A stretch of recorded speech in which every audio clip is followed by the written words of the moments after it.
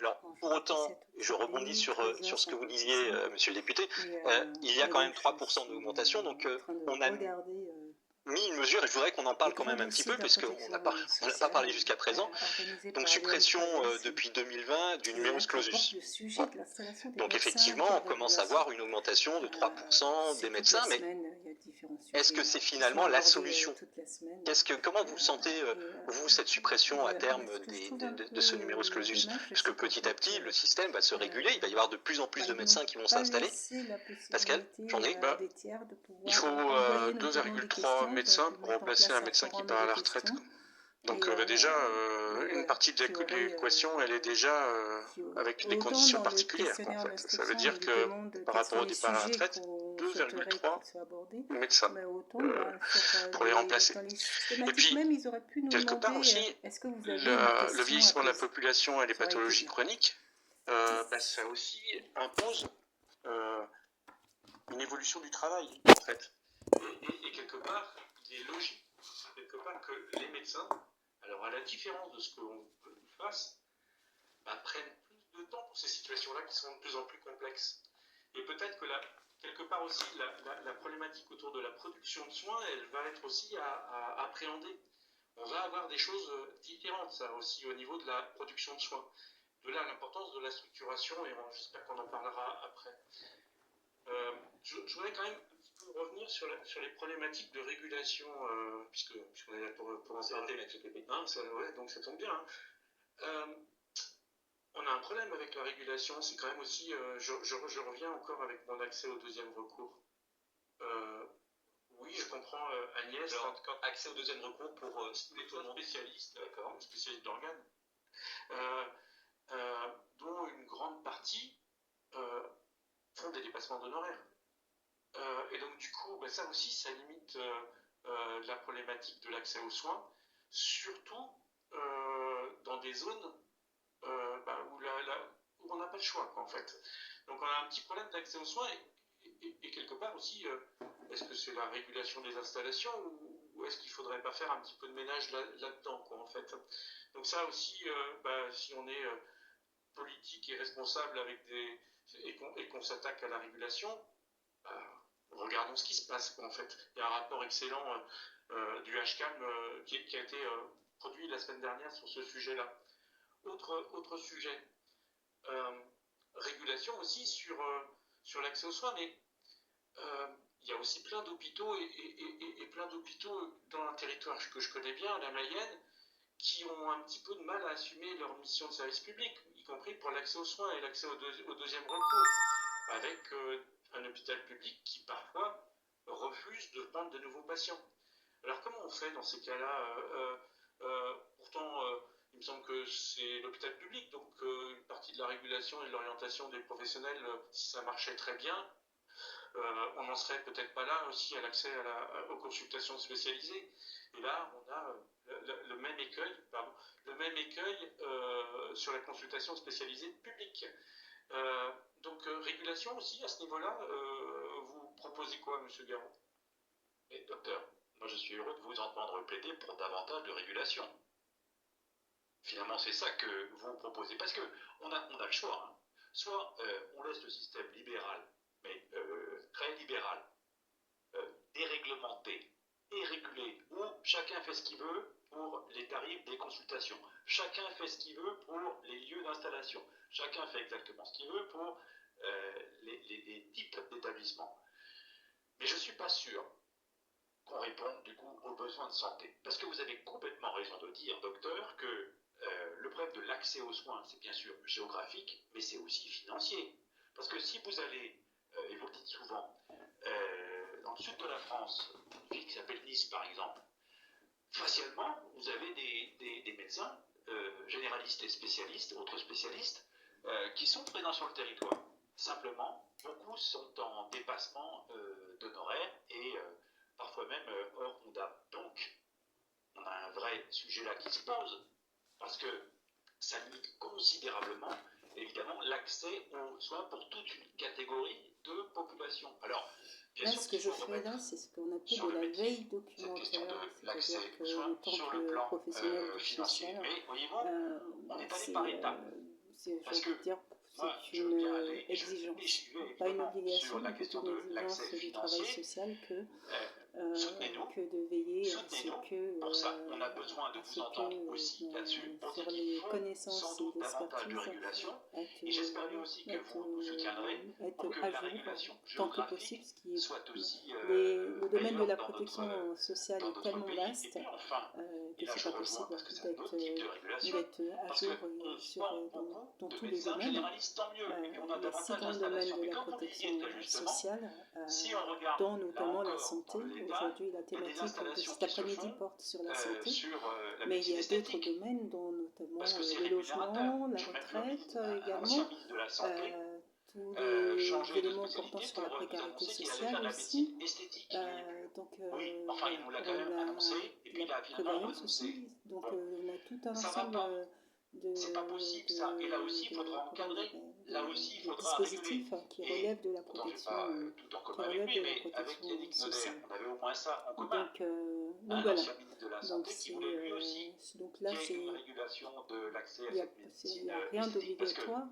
franchement, on J'ai ne forme vu un pas. post La nation, sur elle dépense LinkedIn, donc l'argent pour former j'ai nos procédé médecins. à Je rappelle que ce sont mon des études inscription publiques, pour, donc gratuites. mais ce En qui est dommage, termes c'est vraiment qu'on ne peut de pas, frais d'inscription. qu'ils n'ont pas Mais on intégré la forme petite pas question des qu'on cohortes aurait de souhaité médecins pour qu'il y ait poser, tous ces ça déséquilibres aurait été sympa. au final dans la répartition Mais bon, des choix d'exercice, en tout cas c'est intéressant quand même les d'entendre spécialités. les Et débats évidemment d'experts qu'il faut remettre ça aussi sur des le métier, sujets mais là aussi, d'importance. ça Ce suppose qui de m'a vouloir amené réguler. justement à aller Je vais justement rechercher la sur les cause, médecins donc la généralistes, Convention quelle est d'objectifs la et de position faite de gestion votre de l'assurance organisation maladie pour justement faire en sorte que les 2023-2027. jeunes aujourd'hui qui se forment en Pour médecine justement choisissent votre être au clair spécialité. sur les priorités, les axes Il me prioritaires qui ont semble été qu'on n'a définis pas encore évoqué par ce le qui, à notre ministère avis, est le problème en tutelle. central aujourd'hui.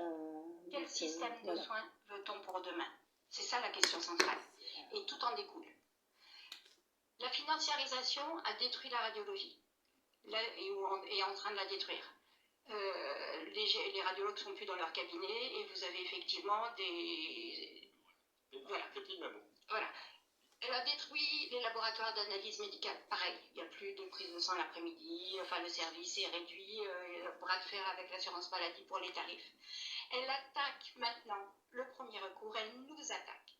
C'est la financiarisation qui est derrière les centres de soins non programmés. C'est la financiarisation qui est derrière les plateformes de téléconsultation. C'est-à-dire qu'elle s'accapare tout ce qui est facile et lucratif et laisse de côté tout ce qui est difficile et moins lucratif. Le choix politique, c'est qu'est-ce qu'on soutient. Or, en ce moment, les contrôles, comme je disais, attaquent les médecins généralistes tout seuls dans leur cabinet, ou pas tout seuls, mais ceux qui sont en face des patients. Là, l'assurance maladie est intraitable. Où sont les contrôles sur les plateformes? Où sont les contrôles sur les centres de soins non programmés? On me promet que je vais voir les contrôles arriver. J'attends toujours.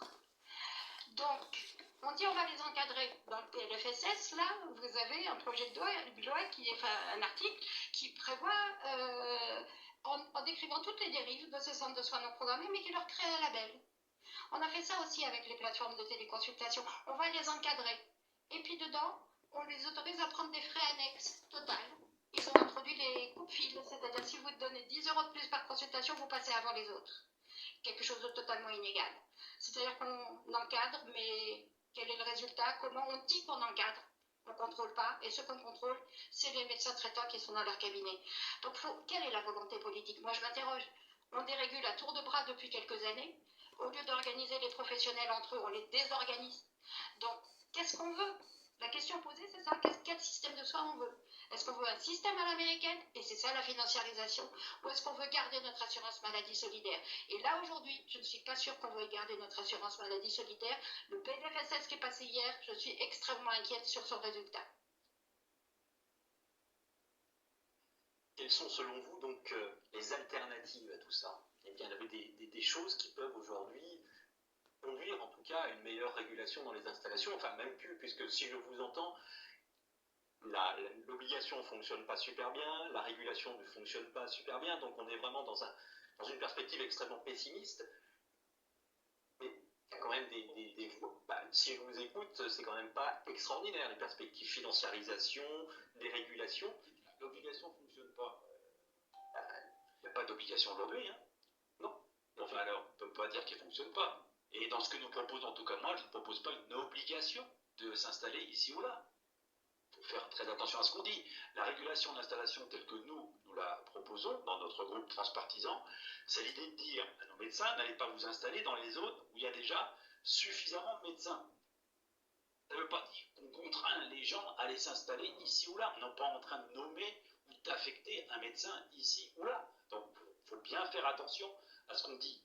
Nous, ce que nous proposons, c'est la régulation. Est-ce que l'un et l'autre plaider, et moi je vous rejoins, c'est qu'il faut davantage de régulation sur l'ensemble du système de santé. Parce que si on ne fait rien, c'est la porte ouverte au grand n'importe quoi. Et c'est ce qu'on constate aujourd'hui, c'est-à-dire un département où il n'y a plus de radiologue pour accueillir, donc c'est 1 an pour avoir une mammographie. C'est des gens qui, sur le plan financier, même dans des villes où il y a beaucoup de médecins, ne peuvent pas avoir accès à des médecins en secteur 1. C'est ça la réalité. Donc ça plaide quand même entre nous pour davantage de régulation. Et là où je suis d'accord, et c'était une expression très importante de votre part, docteur, c'est dire ensemble, ben oui, je pense qu'on peut se mettre d'accord autour d'une table, on peut travailler, mais il faut être capable de définir ensemble des objectifs de santé publique. Voilà. Et se dire qu'il n'y a pas de solution taboue, il n'y a pas de solution à refuser, il n'y a pas de solution à refuser d'un revers de main, ce que j'ai beaucoup trop entendu ces derniers mois. Et franchement, je suis sûr qu'il y a plein de gens qui sont prêts à avancer. Il y a plein d'initiatives qui se prennent sur le terrain. Et moi, je rêve dans notre pays d'une grande loi de programmation sur la santé. On se dit à 5 ans, voilà ce qu'on veut comme objectif. Et voilà ce qu'on met comme moyen en face. Programmation, ça veut dire programmation des moyens. Parce que comme vous le dites très justement, là, on est en train de découvrir le PLFSS. Je pense que voilà, on va regarder ce qu'il y a dedans dans le détail, mais il n'y a pas que des choses agréables. Hein. Il va falloir, moi c'est ce que je vais faire, amender, corriger, proposer aux collègues députés pour qu'on ait quelque chose de plus juste par rapport à ce qui est proposé. Mais si on était capable, je reviens à ma loi de programmation, sur 5 ans, dire voilà les moyens qu'on amène, et année après année, on va se donner les moyens pour y arriver, on va décliner ces moyens, franchement c'est plus enthousiasmant. Franchement, ça permet à une génération de se projeter. Et c'est ça qu'il faut faire aujourd'hui. En tout cas, moi, c'est ça que je veux porter. La programmation, Pascal Gendry, de votre côté? De toute manière, c'est évident qu'on a besoin de changer un peu d'objectif, quoi, en fait. Et on a besoin de s'organiser, de structurer, d'être dans des logiques de parcours, parce que de toute manière, nos patients sont dans des parcours de santé de plus en plus complexes, quoi, en fait. Donc si on veut répondre aux défis, c'est pas avec l'organisation actuelle qu'on va y arriver. Mais je ne suis pas certain non plus que ce soit simplement avec des mesures de régulation d'installation qu'on va y arriver, quoi, en fait. Si derrière il n'y a pas de réflexion autour des organisations, bah, ça ne marchera pas, quoi, en fait. Ça ne marchera pas parce que c'est pas avec un seul médecin qu'on règle la problématique de l'accès aux soins. Et de l'accès aux soins dans ces dimensions aussi de prévention, comme dans ces dimensions vraiment les plus complexes de fin de vie au domicile ou de pathologie chronique. Il faut qu'il y ait des organisations qui tiennent la route, qui soient reconnues et qui soient valorisées. Donc ça veut dire aussi qu'il faut qu'on change à la fois depuis la formation des jeunes professionnels jusqu'à les modalités de rémunération aussi des professionnels et des équipes. Il faut aussi qu'on change les têtes aussi des usagers, c'est-à-dire et des élus. Il faut qu'ils changent leur discours. Ce n'est pas simplement l'accès au seul médecin traitant qui va régler le problème.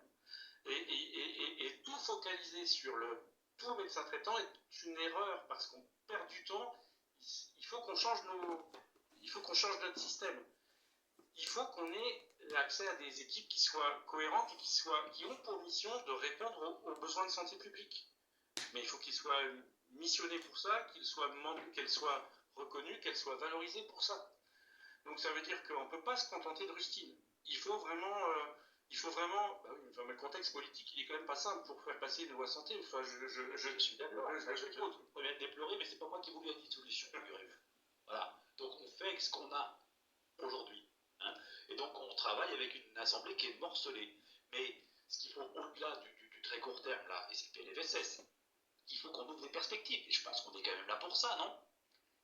MSP, CPTS, donc ça a été des mesures qui se sont mises en place et des dispositifs qui commencent déjà un peu à irriguer le territoire national. Qu'est-ce que vous en pensez justement dans cette logique de parcours et de prise en compte de la santé, au niveau d'une population globale? De votre côté, toujours, vous, M. Landry? Notre problème, c'est qu'on voit que ça augmente, mais on n'a pas l'impression qu'il y ait quand même une inflexion, je rejoins Agnès, sur vraiment ce qu'on veut, quoi, en fait, et enfin, quels sont les vrais objectifs. Est-ce que c'est des missions qu'on affecte aux professionnels de terrain, des professionnels de ville, et comment on les reconnaît, quoi, pour effectuer ces missions. Et donc ça veut dire qu'il faut aussi appuyer les organisations. Je vois